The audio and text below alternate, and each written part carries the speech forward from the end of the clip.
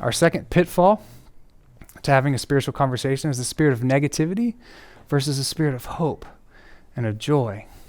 In 1 Peter, we read, "Always be prepared to make a defense to anyone who calls you to account for the hope that is in you, yet do it with gentleness and reverence."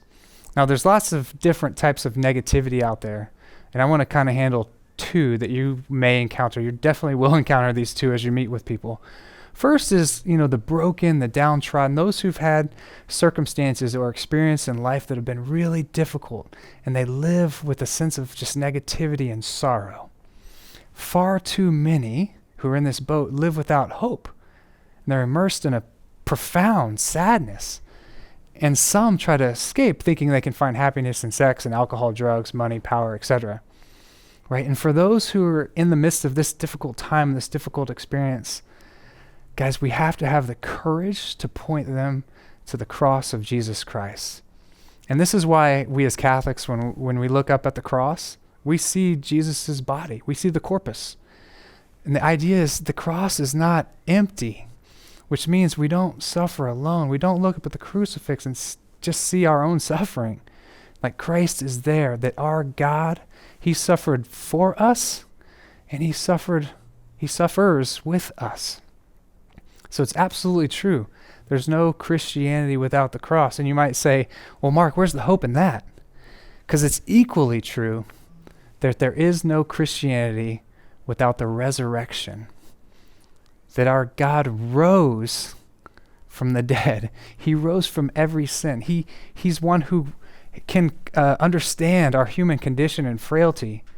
And he rose from it. St. Paul would say our faith is in vain if not for the resurrection. And so what we do is we offer the hope that is in you, that is in us, brothers and sisters, because we've experienced the cross and we've experienced the resurrection.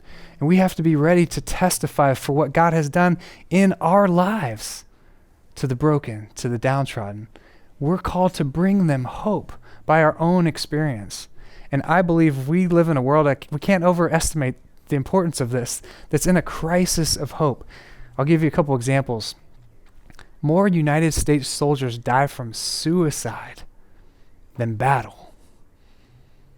And the second leading cause of death for our youth today, from those 15 to 30, is suicide. And as missionaries to the family, we're not talking about offering people a mere, human optimism, positive thinking here. I'm talking about a confident expectation that something good is coming. A rock that someone can build their life upon, right? The resurrection of Jesus Christ, who rose from the dead and can raise them from any situation they're in. So we offer hope.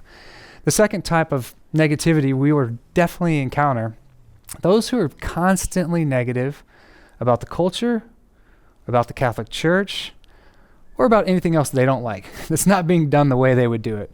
And it's absolutely true, once again, that in our church, in our culture, we do face grave challenges. And I think by now, Paradisus Dei and That Man Is You, we're not afraid to bring these grave challenges to light. So it's not about that. We'll confront those things. John Paul II saw them too.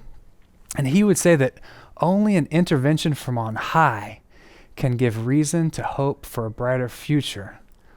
And I see that statement and I say, amen, right? Only an intervention from on high can give us reason for hope. And guys, this is precisely our hope. That God is our hope. God is our rescue plan. God is our only salvation out of all this mess. God is our reason for joy. And so we become an encounter for hope for these couples and these people that we encounter. We become an explosion of joy.